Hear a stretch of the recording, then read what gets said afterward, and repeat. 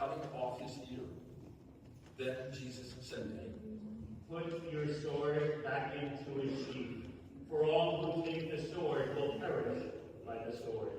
Do you think that I cannot call upon my Father, and he will not provide me with at this moment with more than 12 legions of angels? But then how would the scripture be fulfilled, which say that it must come to pass in this way?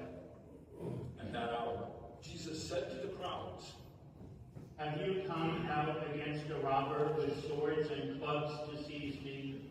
Day after day I sat teaching in the temple area, yet you did not arrest me. But all this has come to pass, that the writings of the prophets may be fulfilled. Then all the disciples left him and fled.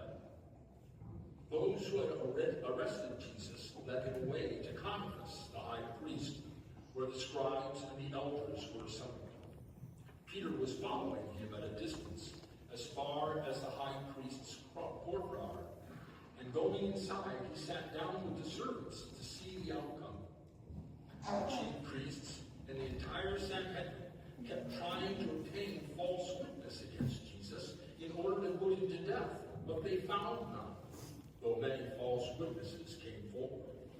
Finally, two came forward who stated, This man said, I will destroy the temple of God, and within 3 days rebuild it. The high priest rose and addressed him. Have you no answer? What are these men testifying against you?